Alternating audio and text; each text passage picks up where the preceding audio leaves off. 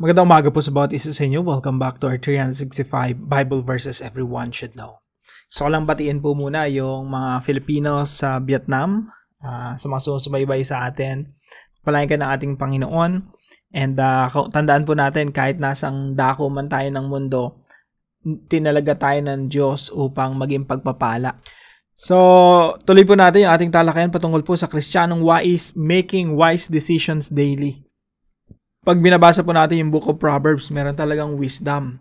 Yung wisdom po, yan po yung karunungan mula sa Diyos na dapat maging gabay natin sa ating pang-araw-araw na desisyon. Maging sa pagpili ng kaibigan, paano i-handle yung relationship, ano yung mga dapat na desisyon na ginagawa natin araw-araw na merong long-term effect, kahit short-term effect. Lahat po yun ay pinag-iisipan nating mabuti at bawat desisyon na ginagawa natin ay dapat nagbibigay ng kaluguran sa ating Panginoon. Now, ngayon naman po ay may kinalaman naman po yung devotion natin sa alak. Sabi po rito sa Proverbs 20 verse 1, "Wine is a mocker, strong drink a brawler, and whoever is led astray by it is not wise." Ang isang tao daw na dinadala ng alak, na imbes na siya yung nagdadala, na ma-manage niya yung iniinom niya. Yung iniinom niya yung nagma-manage sa kanya, di ba? Dinadala siya ng alak. Siya nagiging mocker, nagiging brawler, at kapag nililigaw siya nito, kumbaga dinadala siya ng alak, ito daw tao na to hindi matalino. Stupid. Ang alak ay manunuya, ang matapang na inumin ay manggugulo, at sino mang naliligaw nito ay hindi matalino. So, yung unang teaching po natin ngayong umaga, para po ma-clarify natin, pwede bang uminom yung mga Kristiyano ng alak o hindi? So, tingnan muna natin. Ang philosophy kasi natin, ang Christian view natin, yung biblical view ng lahat ng bagay, nagsisimula yan sa creation. Sa creation kasi, definitely, nung nilikha ng Diyos yung ubas, nagfa-ferment talaga, nagiging alak talaga. So, yung original creation ng Diyos, yung hindi pa nahulog ang tao sa kasalanan, syempre walang mali doon eh. Walang kasalanan doon. Kaya kahit inumin na Adan at Eva yung fermented drink from grapes, umiinom sila ng alak, glorifying yun sa Panginoon. Kaya pag tinignan natin yung creation, God designed wine and beer for His glory. Pag nag-ferment ka ng wheat, nag-ferment ka ng kung ano man, no, nagiging beer or nagiging wine, ano yun, ang disenyo nun, magbigay ng kaluwalhatian sa Diyos eh. That's why you can drink wine, you can drink beer for the glory of God. Now, ang problema kasi, after the fall, nung nahulog ang tao sa kasalanan, yung ginagawa ng tao, kinukuha ng tao yung mabuting nilikha ng Diyos, inaabuso yon at ginagamit sa kasamaan. Kaya nga yung definition natin ng sin dito, ganito, no? Sin is taking God's good creation and use them for evil. Yun yung kasalanan eh. Yung ang ganda-ganda ng nilikha ng Diyos, gagamitin mo sa kasamaan. Bawa, sex. Ang ganda-ganda ng sex, design na yun ng Diyos yan eh. Pero ginagamit na ng tao sa kasamaan. Kayamanan, ginto, pilak, no? Kahit yung mga bakal, mga metals, ang gaganda niyan eh, may mga use talaga yan, may gamit talaga yan eh. Pero dahil sa kasalanan ng tao, gumawa ang tao ng pana, ng sibat, ng baril. Pero ang disenyo talaga ng tao yan, ng Diyos dyan, pang-build eh. Pang-build. Tingnan niyo po sa Genesis. Gumawa ng tao ng mga musical instruments. Mula dun sa mga metals, ginagamit nila sa pagsamba sa Diyos. So, lahat ng bagay sa mundo, lahat ng nilikha ng Diyos, mabuti. At kapag yun ginagamit mo sa mabuti, ibig sabihin, bumabalik ka sa original na creation ng Diyos, na purpose ng Diyos sa buong creation. So, God designed wine and beer for His glory. All of creation, including wine and beer. Yung kasalanan po, ang ginagawa natin, kinukuha natin yung mabuting nilikha ng Diyos, sinasakim natin, ginagamit natin sa sarili nating purposes, na wala ng kaluguran sa Panginoon. So, sin is taking God's good creation and use them for evil. Now, yung redemption naman po dyan, wise people choose moderation over indulgence. yung matalinong tao, yung marunong na tao, mas pinipili nila yung moderation. Ibig sabihin ng moderation, controlled. Overindulgence. Ano naman yung indulgence? Yung indulgence naman, ito yung pagmamalabis, no? Pagpapakasasa. May alak, nilikha ng Diyos yan, original creation ng Diyos, talagang dapat magbigay ng kaluguran sa Panginoon yan eh. Nagpapakasasa, no? Sobrang lasinggero. Kaya okay lang uminom, wag lang maging lasinggero. Now, kung sa pag-inom mo, nagiging lasinggero ka, wag ka nang uminom at all. Diba? Wag ka nang uminom as in zero alak, zero wine, zero beer kung nagiging tukso sa yun para maging lasinggero, no? So, yung mga matatalino or yung wise na tao, wise na mga Kristiyano, they choose moderation over indulgence. Now, kung merong ibang taong matitisod dahil sa pag-inom mo, according kay Apostol Pablo, wag ka na rin uminom at all. May mga ganong rules sa Bible na dapat sinusunod natin.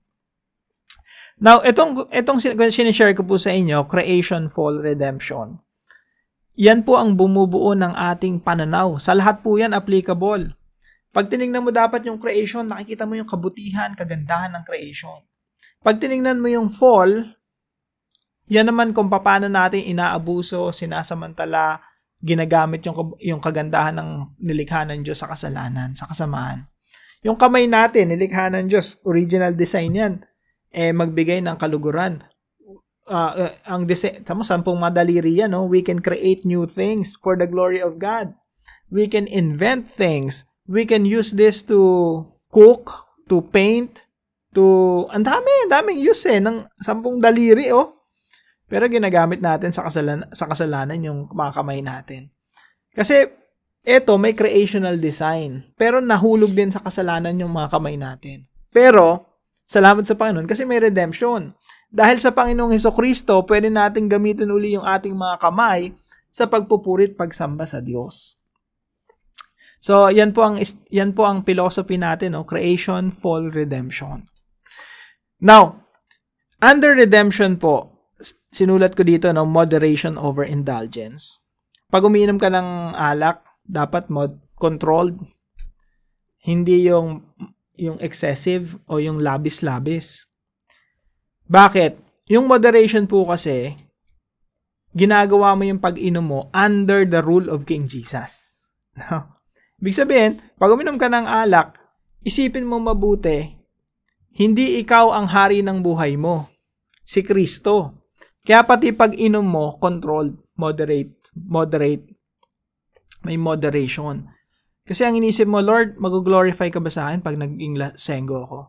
Diba? Pag naglasing ako, pag nadala ako ng alak, hindi. Although, moderated lang. Or moderate lang yung pag-inom natin. Yung indulgence naman, ito yung pagpapakasasa. Ginagawa natin to under self-rule.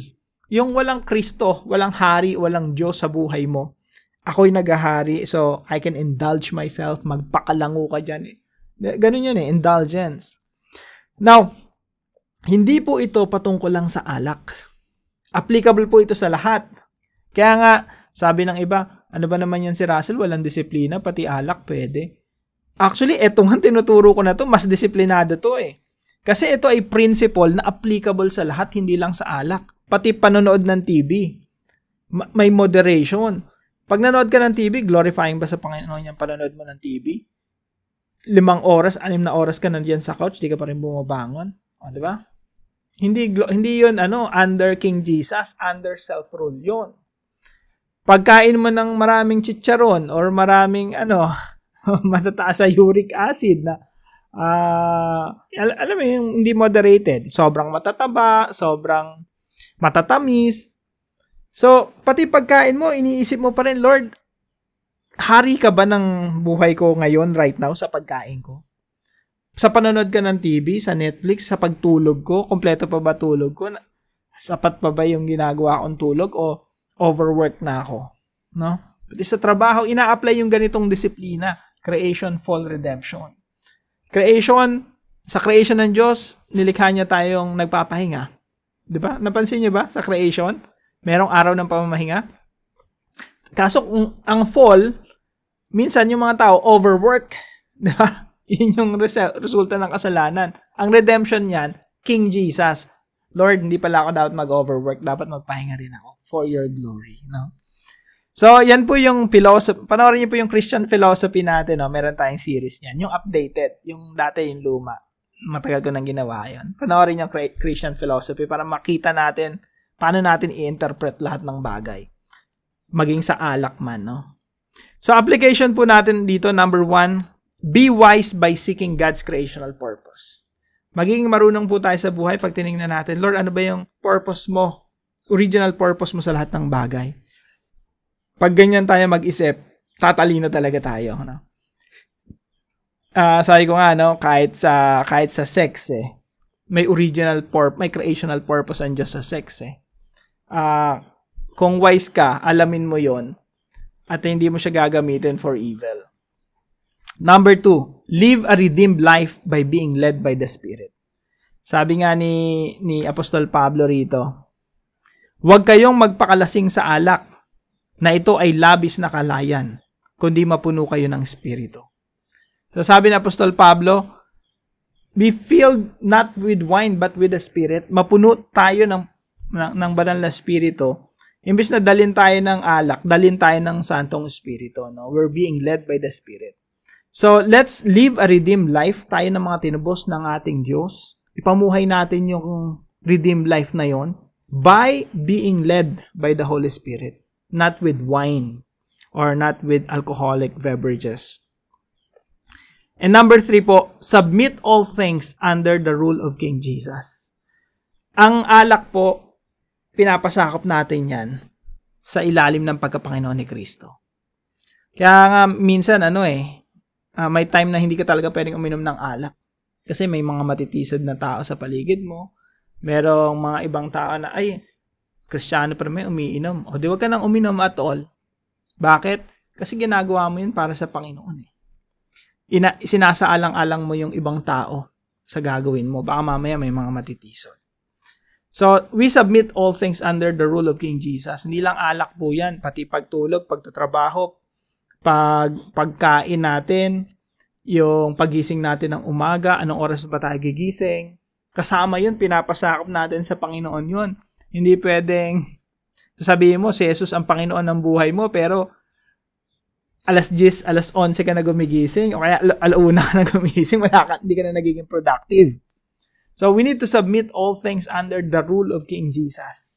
Kailangan nag-glorify si Jesus Christ sa lahat ng ating ginagawa. Now, bago ko tapusin yung devotion natin, basahin ko lang to. Sabi dito sa Psalm 104:14-15, iyong pinalalago para sa mga hayop ang damo at ang pananim upang sakahin ng tao. So, Lord, kayong gumawa ng damo, pananim upang sakahin ng tao. Dito rin may sinabi, at ng alak. Ibig sabihin, kayo rin ang gumawa ng alak upang pasayahin ang puso ng tao. So, nilikha ng Diyos ang alak para pasayahin, to gladden the hearts of men. Kaya ginagamit yung alak for celebration. Naalala niyo yung may celebration sa Cana, naubos yung alak. At si Jesus Christ, He turned water into wine. So, yung alak may purpose talaga. It's meant to celebrate. Kaya pwede nating gamitin talaga yung alak for celebration. May birthday or kasalan or occasional, magse-celebrate tayo for something na gusto nating i-celebrate. Pinagpapasalamat natin sa Panginoon yun kasi nilikha niya yung alak to gladden the hearts of men. Now, tandaan lang po natin dito sa devotion natin na ito, kapag napabayaan natin yung sarili natin, naging lango tayo sa alak.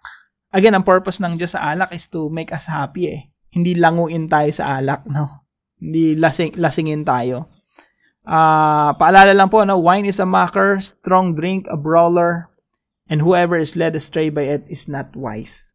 Ang taong wais, siya yung pinapasakop lahat ng bagay sa paghahari ng ating Panginoong Jesucristo. Now, para po sa ating discussion, is there anything that we tend to abuse? Meron ba isang bagay? Anong bagay ang tendency natin ma-abuse? Panonood ng TV, pag-inom ng alak, etc., etc. How are we going to deal with that in such a way that honors King Jesus. No? Sagutin natin ito sa ating mga discussion. Paano natin magagamit yung lahat ng bagay na meron tayo for the glory of God.